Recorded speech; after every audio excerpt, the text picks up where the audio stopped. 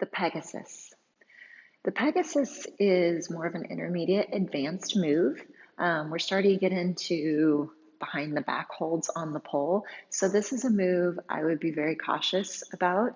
Make sure that you have a spotter, make sure you're doing this one correctly because once you start working on things where your arm is stuck behind your back, I feel like there's a lot more margin for error. So make sure that you're working this one low to the ground and or with a spotter so that you can protect your shoulders and keep them safe.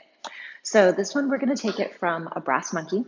There's other ways to get into Pegasus, but I find that this is the best way to start with it. And then from there, you can start getting into more diverse ways to get into it. So we're going to go from a brass monkey. You can do your brass monkey however you want to. And you're going to end up bringing your head in front of the pole. Your points of contact that you're going to end up having is one arm's going to be behind your back. You're going to feel it somewhere between your elbow and your forearm. Okay, it depends on your shoulder flexibility, placement of your arm, but you might not feel it elbow. It might be more forearm than elbow, and that's fine. You're going to feel it along the back of your neck or your upper back because your head's going to be in front of the pole. And then your bottom arm is going to be on a forearm. Okay, make sure that when you place your forearm, I want my hand to one side and my elbow to the other side so that I can feel that push. Okay, so make sure that it's not forearm and hand on the same side because then you won't have a push out of that arm.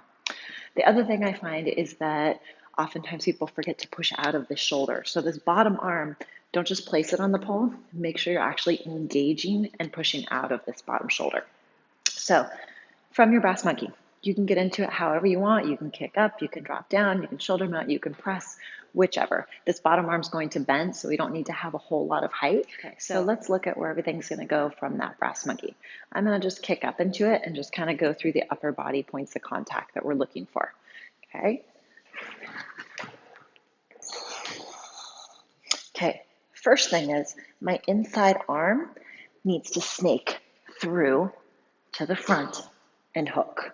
Okay, then my head is going to snake through, so you can see it on the back of my neck.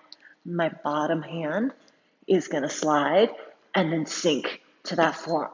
So you're going to feel that pressure in your arm, that pressure on the back of your neck, and then this bottom arm. One of the things I find with that bottom arm, the distance is going to be a little bit different for everyone. You want to think about placing it close enough to your head that you're able to sink down into it and get your whole forearm onto the pole to feel that push. But at the same time, if you're too close, you're going to get stuck and you're not going to have that push out. So you're going to have to find just the right distance for you. I tend to place mine a little bit farther away from my head and then let myself sink down into it. Okay, so those are the first things. Okay, snake that arm through, head goes in front, bottom arm is going to reach. The next step we're going to go to is from the brass monkey, I need to be able to get that arm that's behind my back in to grab my inside leg. So in the brass monkey, you're going to start to push your butt back so that this arm can snake through. Whoop. Snake through, create a gap so I can grab that thigh. Okay, this is the part where I find a lot of people get confused, is the leg that you are grabbing is then going to go behind you. Okay, and we all get confused because we're upside down and things get confusing when we're upside down.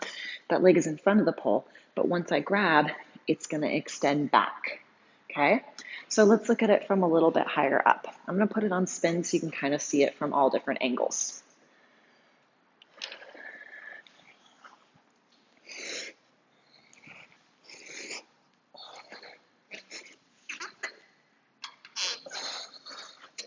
Okay, so that inside arm snakes through, slide down to my head, my bottom arm sneaks up, and then my butt starts to stick back so I can grab this inner thigh. I like to bring the outside leg forward first, and then when you release, you can extend back. Okay? Take it back to your brass monkey to come out.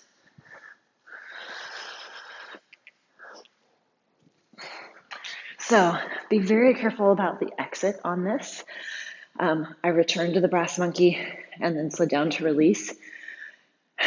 When this arm is behind your back, depending on the range of your shoulders, the strength of your shoulders, if you just release from that Pegasus, that can be a lot on your shoulder. So please be very cautious exiting from this. Either A, practice it very low so that your feet are able to reach the floor, or B, you should have the strength and or spotter to help you return, because I feel like the exit is oftentimes the hardest part with this. Okay, so going through our points. First thing, from the brass monkey, inside arm snakes through. Second, head comes through, and I really think about pushing back with my head. Third, bottom arm slides down to the forearm. So I establish those points of contact. After that, my butt is going to start to sneak back. So this arm behind my back can sneak through. I'm going to grab on my thigh. As you get more comfortable with this move, you can grab farther down, but initially keep it closer to your center of mass and you'll feel much more secure. Okay, so grab that inner thigh.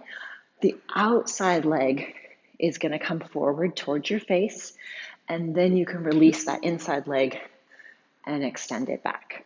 Okay, so let's walk through that one more time. Okay.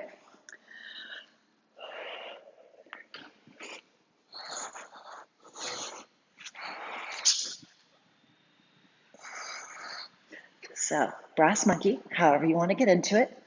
Inside arm, snake through, hook the elbow, slide, let your head come through, bottom hand slides up. Stick your butt back, grab your thigh, outside leg comes forward. I'm pushing my head back into the pole as I release this leg. Take it back up to hook for your brass monkey.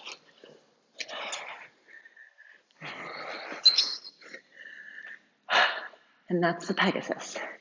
Try it out.